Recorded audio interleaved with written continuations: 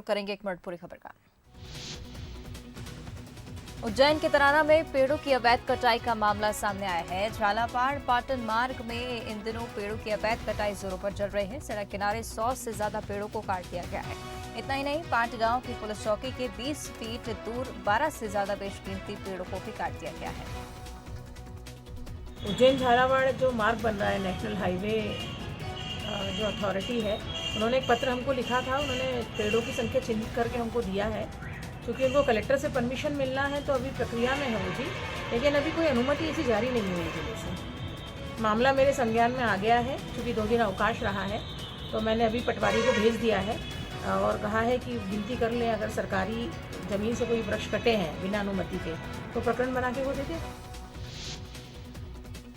अंबिकापुर में जुआ खेलते हुए लोगों का वीडियो सोशल मीडिया पर वायरल हो रहा है। लखनपुर थाना इलाके का ये पूरा मामला है। वीडियो सामने आने के बाद पुलिस की कार्रवाई पर सवाल उठ रहे हैं। इस पूरे मामले में एसपी का कहना है कि क्राइम बैठक कर थाना प्रभारी को जुआरियों के खिलाफ कार्रवाई करने के निर्देश दिए गए हैं। महिला सुरक्षा और आगामी वैलेंटाइन डे को लेकर इंदौर पुलिस मुस्तैद है। इसी कड़ी में राजेंद्र नगर थाना पुलिस ने रीजनल पार्क के चलते बुधवार को महिला पुलिस की टीम अचानक राजेंद्र नगर थाना स्थित रीजनल पार्क पहुंची, जहां आपत्तिजनक हालत में बैठे युवक युवतियों में भगदड़ मच गई। हालांकि पुलिस ने प्रेमी युगलों को समझाइश देकर उन्हें रवाना कर दिया। ये मजनू अभियान जो चलाया जा रहा है वो वरिष्ठ अधिकारियों के आदेशानुसार ही चला जा रहा है और इनको ये एडवाइस दी जा रही है कि आजकल साइबर क्राइम अपने यहाँ बहुत ज़्यादा बढ़ रहा है और जितने भी अपराध बढ़ रहे हैं साइबर क्राइम के कारण बढ़ रहे हैं। तो लड़के लड़कियों की क्या उम्र होती नहीं है, वो छोटी छोटी उम्र में बहक जाते हैं। तो इन लोगों को बुलाकर बिठाकर समझाइश दी जाती है कि ताकि आप लोग आगे चलकर अपनी लाइफ में कोई परेशानी खड़ी ना करें अपने लिए और अपने परिवार के लिए। आज ये हमारा अभियान चला है रीजनल पार्क में। इंदौर में एक अजीबोगरीब मामला सामने आया है, जहां एक जिंदा युवक को मृतक बताकर कोरोना मुआवजा राशि के लिए आवेदन दिया गया। दरअसल युवक के बेटे के पास कलेक्टर कार्यालय से पटवारी का फोन आया था। पटवारी ने कहा कि उसके पिता के कोविड से मौत के बाद अनुग्रह राशि स्वीकृत कर दी गई है। जिसके बाद युवक और उसके बेटा कलेक्टर कार्यालय पहुंचे, जहां जमा आवेदन को देखकर दोनों के होश उड़ गए। आवेदन में युवक की कोविड रिपोर्ट, मृत्यु प्रमाण पत्र, आधार कार्ड और बैंक पासबुक भी लगाई गई थी। युवक का कहना है कि उनके परिवार ने कोई आवेदन पत्र नहीं दिया था। वहीं कलेक्टर पवन जैन ने पूरे मामले की सीसीटीवी फुटेज के आधार पर जांच करने के निर्देश दिए हैं। डिटेल और आधार कार्ड, पिताजी का भी आधार कार्ड उसने किसी तरह से चुराया और फिर फर्जी डायग्नोस्टिक सेंटर की कोविड पॉजिटिव की रिपोर्ट प्लस पिताजी का मृत सर्टिफिकेट उसने फर्जी बनाया, प्लस वो जो कोविड सहायता राशि का फॉर्म जो है वो फिलअप करके वो सारे डॉक्यूमेंट यहाँ संलग्न कर दिए। उसकी शायद मेरे हिसाब से इच्छा ये थी कि किसी तरह से या तो वो मेरे छोटे वाले भाई को फंसाए और पिताजी को अंदर करवाए कि फर्जी डॉक्यूमेंट लगा के आपने गवर्नमेंट से 50,000 रुपये लेने की कोशिश की। इसका हम लोग सीसीटीवी फुटेज निकलवा रहे हैं कि 18 तारीख का, चूँकि 18 जनवरी का इशू है और आज हम लगभग 7 तारीख को 8 तारीख को बैठे हैं। 20 दिन पुराना, 22 दिन पुराना मामला है। यदि हमारे पास बैकअप इसका होगा तो हम निश्चित रूप से उसको देखेंगे कि कौन सा व्यक्ति दे के गया है और अगर आइडेंटिफाई होता है तो जरूर हम लोग उस पर कार्रवाई करेंगे। अमरपाटन में बंसल न्यूज की खबर का असर हुआ है। दरअसल सीओ को रैकवार गांव के सरकारी स्कूल में घटिया क्वालिटी का खाना बांटने और मेन्यू कार्ड के अनुसार खाना न देने की शिकायत मिली थी। जिसके बाद निरीक्षण किया गया तो पाया गया कि स्कूल में दिए जाने वाले मध्याह्न भोजन में लापरवाही बरती जा रही है और मौके से एक्सपायरी हल्दी भी मिली है। जिसके बाद कार्रवाई करते हुए स्व सहायता समूह का अनुबंध निरस्त कर दिया गया है। इसके संबंध में हमने समूह को नोटिस जारी किया था और उनका जवाब हमको प्राप्त हुआ था और उस जवाब में उनके द्वारा बताया गया कि जो हल्दी है, खुली हल्दी का उपयोग करते हैं, जबकि हमने जो देखा वो खाने की क्वालिटी बहुत ख़राब थी और हल्दी का पैकेट जो था एक्सपायरी पैकेट हमने जब्त किया है और काफ़ी जो कि स्वास्थ्य के लिए बच्चों के ठीक नहीं है। तो इस संबंध में हमने उसको अनुश्रवण समिति में रखते हुए और माननीय एसडीएम महोदय के साथ में और उसको समूह का अनुबंध जो है वो निरस्त कर दिया। सीएम शिवराज की सख्ती के बाद रेत उत्खनन और परिवहन पर कार्रवाई लगातार जारी है। बिलासपुर जिला प्रशासन, खनिज और पुलिस की संयुक्त टीम ने छापामार कार्रवाई की है और अवैध परिवहन करते 11 ट्रैक्टर जब्त किए गए हैं। इस कार्रवाई के साथ ही अवैध उत्खनन और परिवहन पर मॉनिटरिंग करने के लिए पुलिस प्रशासन और खनिज विभाग की संयुक्त मॉनिटरिंग टीम का भी गठन किया गया है। गंगा घाट में अवैध रेत उत्खनन की जो शिकायत प्राप्त हो रही थी, उसी के सिलसिले में आज पूरी टीम के साथ यहाँ पे दौरा किया गया है। इधर कुछ रास्ते में ट्रैक्टर्स भी पाए गए थे जिनके द्वारा रेत ले जाना पाया गया। पर्ची चेक करने पर एक के पास भुट्टू की पर्ची प्राप्त की गई है। कुछ ट्रैक्टर्स जो कि एग्रीकल्चरल यूज़ के हैं वो भी कमर्शियल यूज़ में उपयोग किए जा रहे हैं, उनको ट्रैफिक विभाग द्वारा जब्ती कराई जाएगी। इंदौर के परदेशीपुरा थाना क्षेत्र में शराब के पैसे को लेकर विवाद का मामला सामने आया है। पैसे न मिलने पर एक युवक पर गोली चलाई गई। युवक को गंभीर हालत में एमवाई अस्पताल में भर्ती करवाया गया है। सूचना मिलते ही मौके पर पुलिस पहुंच गई और फरियादी के बयानों के आधार पर बदमाश के खिलाफ मामला दर्ज कर जांच शुरू कर दी। परदेशीपुरा क्षेत्र के परदेशीपुरा वाइन शॉप के पास में एक व्यक्ति को गोली लगने की सूचना प्राप्त हुई है, जिसकी एमवाई अस्पताल में इलाजरत है। उसने बताया कि विमल नाम के व्यक्ति ने उसे दारू शराब के पैसे मांगने के संबंध में उससे गाली गुप्ता कर उससे पैसे मांगे हैं, जिसके बाद में उसे पैसे देने से मना करा, जिसके कारण से उसने उससे अपने पास में रखी पिस्टल से उसे फायर किया। अभी घायल का उपचार एमवाईएच में इलाजरत है।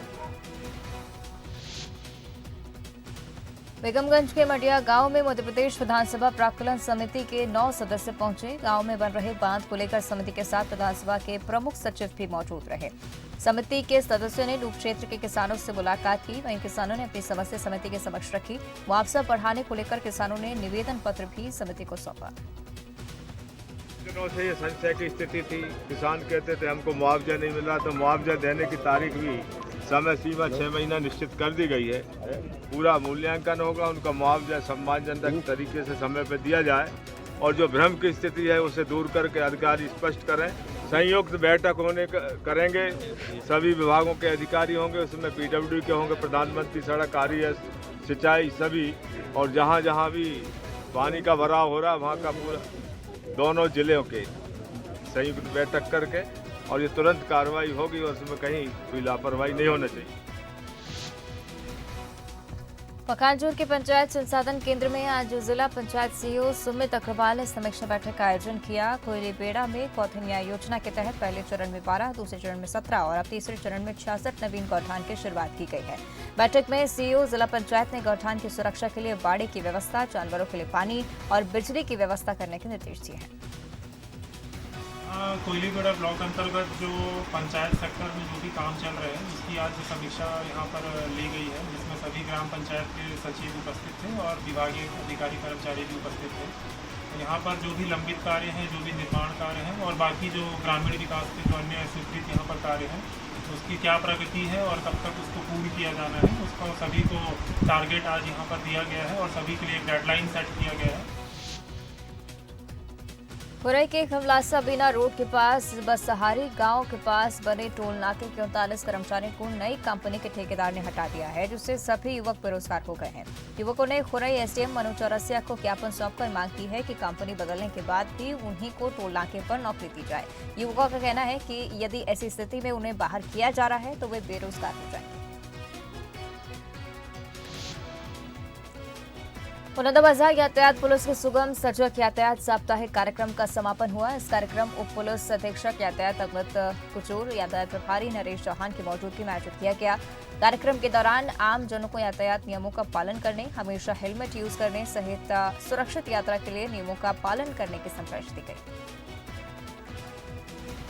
ऑनलाइन उनको ड्राइविंग लाइसेंस के लिए आवेदित करवाते थे ऑनलाइन आरटीओ की वेबसाइट पे, जो भी निर्धारित शुल्क है मिनिमम 250 रुपये, और उसके बाद उनको अपॉइंटमेंट दिलवा कर प्रयास करते थे कि शीघ्र ही उनको ड्राइविंग लाइसेंस है वो आरटीओ कार्यालय से मिल जाए, और उसमें काफ़ी सफलता हासिल हुई है। 202 ड्राइविंग लाइसेंस हम लोगों ने 1 सप्ताह के अपने अभियान में किया है। इसको लेकर भी हम लोगों ने पहल किया और प्रदूषण जाँच में भी हम लोगों ने 400 से अधिक लोगों का 1 सप्ताह के अंदर प्रदूषण जाँच करवा कर उनको सर्टिफिकेट दिलवाया है।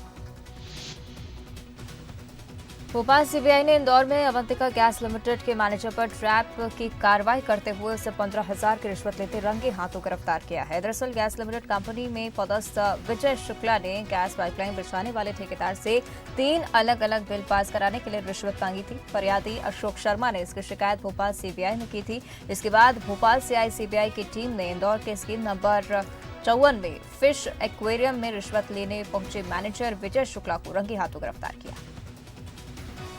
आज सीबीआई भोपाल ब्रांच ने इंदौर में अवंतिका गैस लिमिटेड के मैनेजर श्री विजय शुक्ला को रिश्वत लेते हुए 15,000 रुपये की कंप्लेंट से गिरफ्तार किया। रिश्वत का अमाउंट करीब 35,000 था, जिसमें पहली किस्त 15,000 रुपये की मांगी। राजधानी भोपाल की क्राइम ब्रांच पुलिस ने शातिर चाचा भतीजे गिरोह का पर्दाफाश किया है, जो मुख्यमंत्री निवास के नाम पर फोन कर लोगों से धोखाधड़ी की वारदात को अंजाम देते थे। क्राइम ब्रांच पुलिस ने एक आरोपी प्रदीप गौतम को कानपुर से गिरफ्तार किया है, वहीं उसके चाचा धीरज की तलाश की जा रही है। आरोपी खुद को सीएम निवास पर मौजूद अधिकारी बताते थे और लोगों को प्रधानमंत्री आवास की राशि देने के नाम पर पैसे मांगते थे। गिरोह का मुख्य सरगना धीरज बताया जा रहा है, जो लोगों को फोन लगाकर बात करने की ट्रेनिंग देता है और आरोपियों के मध्य प्रदेश समेत अन्य राज्यों में भी वारदात अंजाम देने की बात सामने आई है। पुलिस मुख्य आरोपी की गिरफ्तारी के बाद मामले में और खुलासे की उम्मीद कर रही है। जो आरोपी हैं प्रधानमंत्री आवास योजना में जो हितग्राही होते हैं उनको फ़ोन करते थे।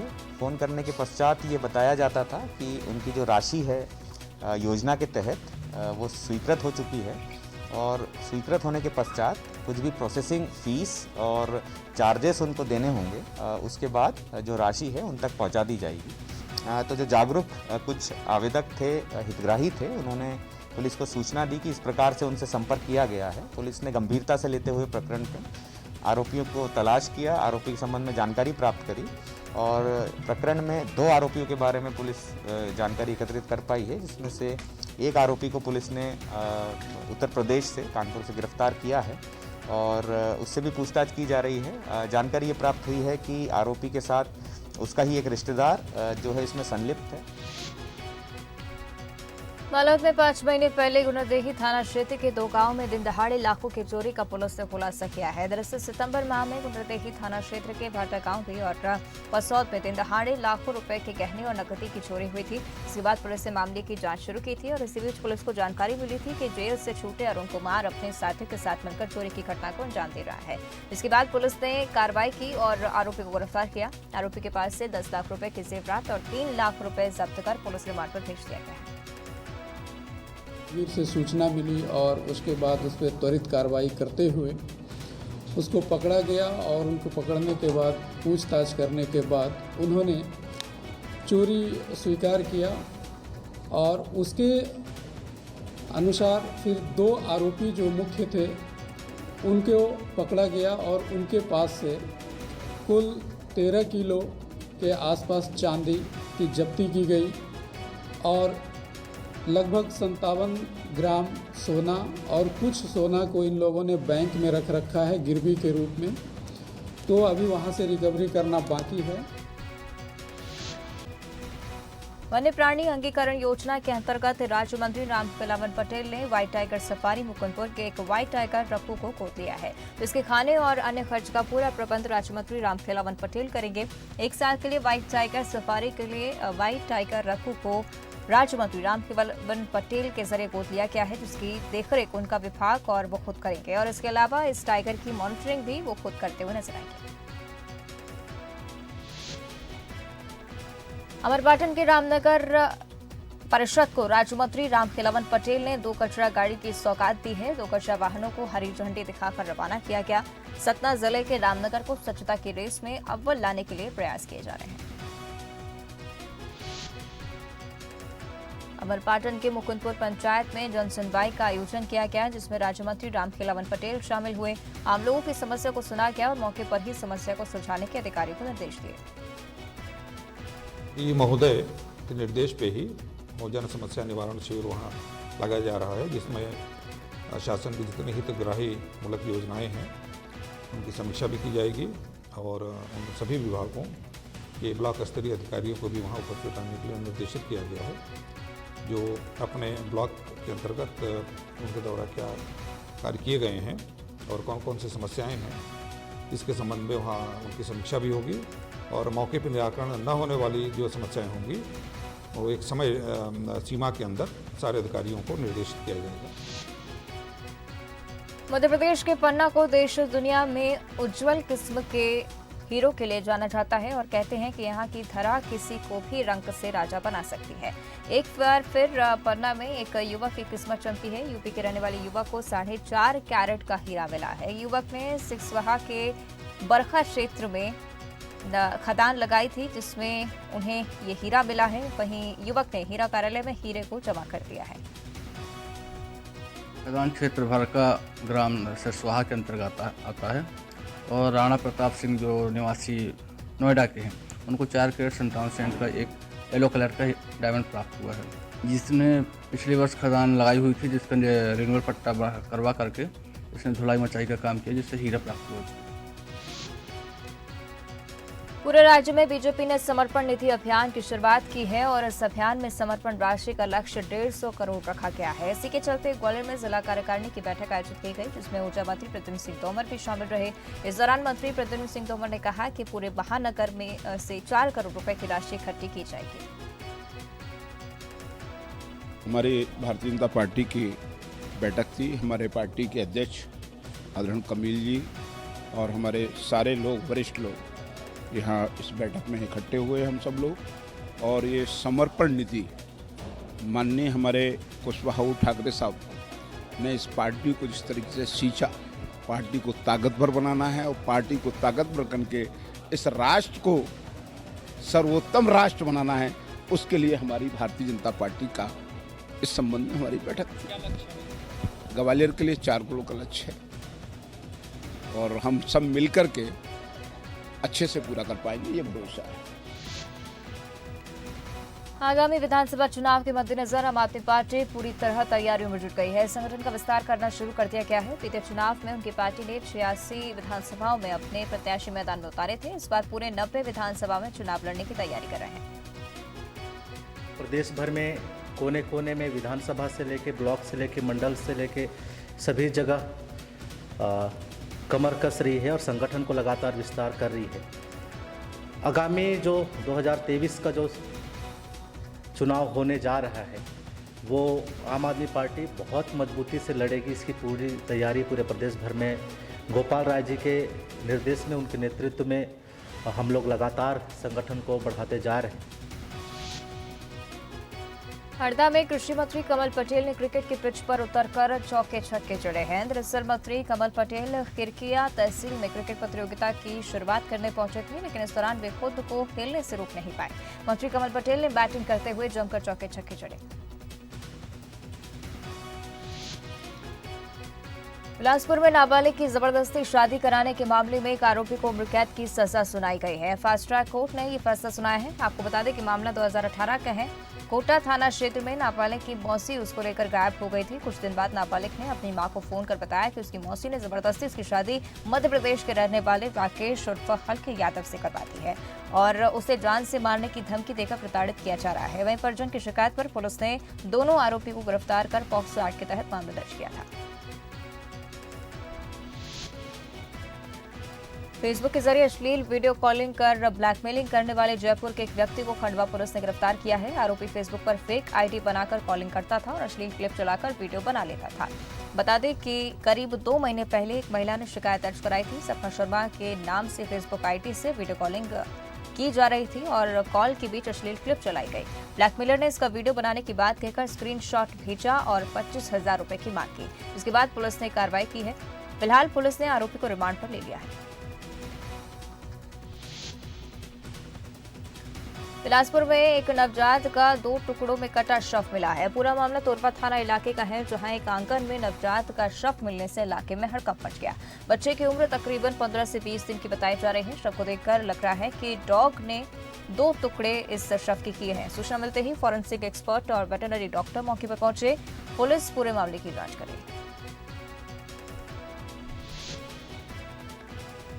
उज्जैन में भव्य सिंधु भवन बनेगा और सिंधु सेवा समिति एवं सिंधु जागृत सेना के मुख्य संरक्षक महेश सीतलानी ने सावरिया खेड़ी में 10,000 स्क्वायर फीट जमीन दान दी है और इसी जमीन पर सिंधु भवन बनाया जा रहा है। महेश सीतलानी ने बताया कि उन्हें रात्रि में सपना आया था कि उज्जैन में अब सिंधु भवन भी बनना चाहिए। भवन में सिंधी समाज की गरीब निर्धन और विधवा महिलाओं के लिए रोजगार के इंतजाम किए जाएंगे। सिंधी समाज जैसे कि हर काम में अग्रणी रहता है।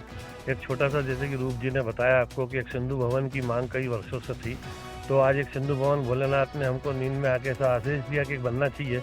तो ये कस्बा उज्जैन में एक ज़मीन पे हम जल्द से जल्द सिंधु भवन का निर्माण करने जा रहे हैं। ज़मीन जो है यहाँ कस्बा में सबको दिखाने लायक, जो कोई स्थान इनको पसंद आ जाए, और 5,000 से 10,000 स्क्वायर फीट का भव्य जो है हम सिंधु भवन बनाने जा रहे हैं। बड़ी खुशी की बात है कि सिंधु सेवा समिति द्वारा जो विगत कई वर्षों से मतलब एक सिंधु भवन की मांग चल रही थी, वो उसकी पूर्ति नहीं हो पाई। उसके लिए आज हमको सवेरे फ़ोन आया था महेश शीतलानी जी का कि भाई जो आपको ज़मीन चाहिए 5,000 से 10,000 स्क्वायर फीट के बीच में, जो अपने को पसंद आएगी उनके जो है ज़मीन, उसमें एक भव्य सिंधु मंदिर बनेगा, सिंधु भवन बनेगा, सिंधु भवन उसमें बनकर तैयार होगा। उसके लिए मैं महेश शीतलानी जी को बहुत बहुत धन्यवाद देता हूँ कि वो अपनी तरफ से एक ज़मीन हमको दे रहे हैं। मैं पूरे सिंधी समाज की तरफ से महेश शीतलानी जी को बहुत बहुत बधाई देता हूँ। और इसी